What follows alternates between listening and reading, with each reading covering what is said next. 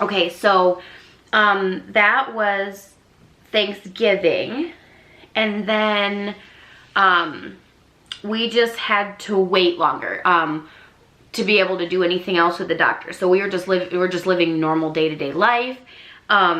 December 27th, 2 days after Christmas, my family and Ben's family were all out here in Michigan for Christmas, which was amazing. It was really nice to have everybody together out here in our house. And I had scheduled the 12-week appointment for our first ultrasound, finally, for that day. And I did that on purpose because I wanted my mom and my mother-in-law to be able to be there with Ben and I, because it was just a really special day and it was important that they got to see it. And when I made the appointment, they said that I can have a maximum of 2 people. And again, like, I instantly cried because I was like, but I have 3. I need all 3 of them there. It's important. And so after like crying, like, it makes me want to cry now. That lady was so nice. So I talked her into it, and she said she'll put me in like the bigger of the ultrasound rooms, which wasn't it. There was plenty of room, but I mean, rules are rules, whatever. It's for, I guess, my safety. I have no idea. But anyway, they let me, you know, have Ben there, and my mom and my mother-in-law. And we got to see the baby, and it was amazing. And I have pictures I'm going to show you. We have not cut them apart, and I don't want to. I want to keep them in a strip, and I'm going to find a frame big enough like to hold it all together. But here are the pictures that we got.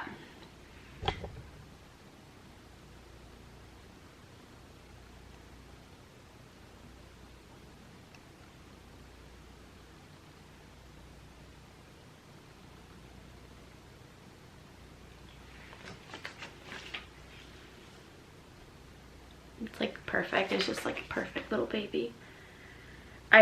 We have this sitting in the living room and on the shelf, and just every time I walk by it, I stop and I look, and I just can't believe. So this was taken on December 27th, 2019. I was 12 weeks and 1 day pregnant here. That's just amazing that so early you can see so much. It's beautiful. I'm just very emotional. But so those are the pictures that we have as of now of the baby. And so moving on, January 2nd. Oh, and I should say, when we got to go to our ultrasound appointment, they said that the heart rate was 161, which, you know, there are a lot of things you can read online that'll say, oh, that's definitely this gender. I've talked to friends that have had ones of the other gender, and so I'm not counting on that. So, but I'll talk about the boy and girl thing later. So on January 2nd, 2020, Ben and I had an appointment that we went to where we actually got to meet the doctor. So my OB's office has 9 doctors that I will rotate through, so I will know all of them, but I am assigned to one specific one. And we got to meet her and talk with her and ask questions and just get to know her a little bit, and she got to know us a little bit, and she was really nice, and Ben liked her, and I'm really excited that she's the one that's like assigned to me, because she's really great. And since then, I've been able to call and ask her questions and stuff, and she always gets right back to me, and she's just very responsive, which is huge to me because I have anxiety as it is, and having to wait to get questions answered, I struggle with that. So the fact that I'm like, oh, that's weird, I should ask about that, and I call, and 10 minutes later she calls me back, I'm just really thankful for that. So that was at 13 weeks pregnant on January 2nd. And then on January 13th, I got in a car accident. I was on the highway going to work in the morning, and the traffic, because it was a little bit icy and stuff, was at a complete standstill. So I was sitting still, and the kid behind me just full speed right into the back of my car. And I was fine, but I was in shock. And I called 911, which is interesting because I don't remember calling, but my phone shows that I did, and I can't remember who I spoke to either. I don't even know if it was a man or a woman that answered, but apparently under pressure I can do what I need to do. So I called, and they got an officer, they got an ambulance out there, and I immediately was just like, my baby, I'm pregnant, I'm so scared, I'm like, I don't know what's happening. I was a little bit in shock, and they checked me out in the ambulance, everything was fine. My blood pressure was a little high, but they were like, you just got in a car accident, like that's normal. Let's wait 10 minutes, we'll take it again, and it did slowly come down to normal. And so we immediately went to the OB. Ben came and picked me up. We went to the OB, they got me in right away, and they checked the baby's heart rate. Everything was fine, still around 160. So everything was good. And then I realized afterward, like, oh, I should probably get checked out too. Like, the baby's important, but like, I'm kind of the incubator, so I should probably get checked out too. So I went to Sparrow, and they checked me out. I was there for hours. Everything is fine. I have a little bit of whiplash, but I'm fine, thank God.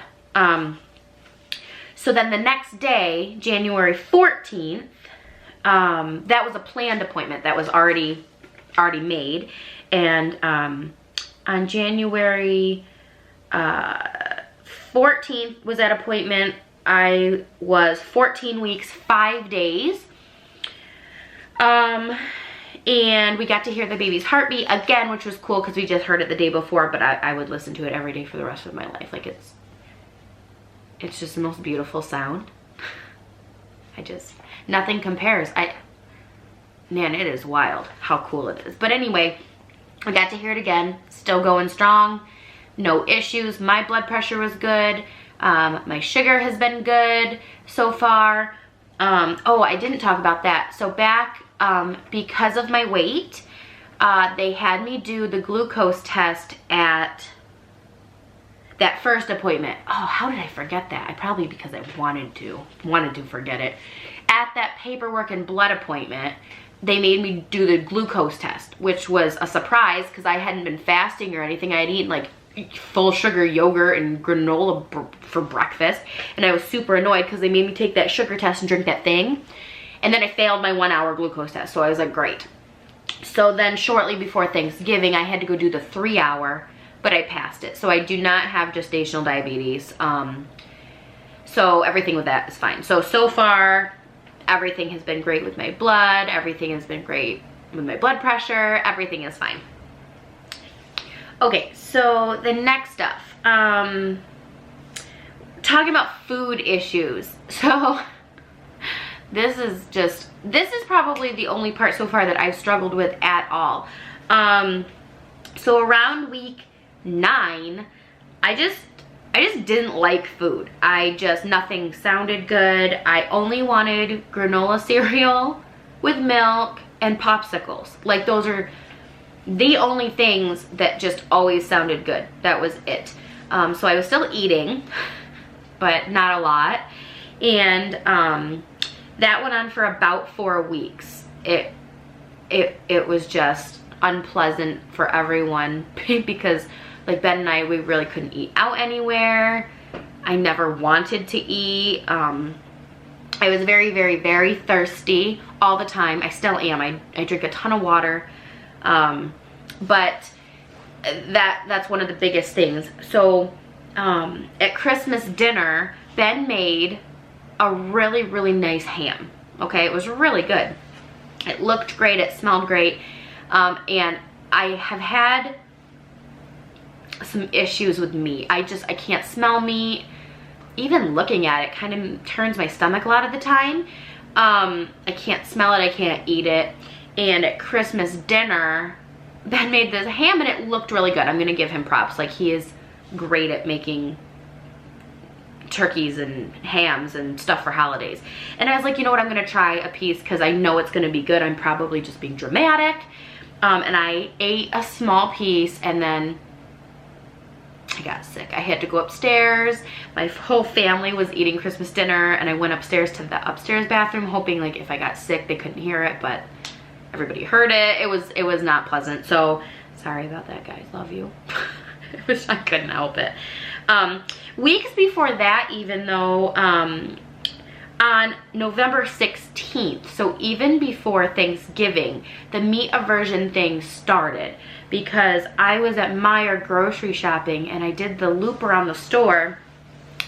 And when I got to the front near like produce and where the deli and stuff is, I smelled the rotisserie chickens and I instantly got sick. Like, I had to like run like the 10 feet to the big trash can by the front door and lift the lid up and just puke. And I felt terrible because the lady at the door that checks receipts, she was just like, you okay? And I was like, oh yeah. And she was an older lady, probably like a grandma, and I just gestured to my stomach and she was like, oh.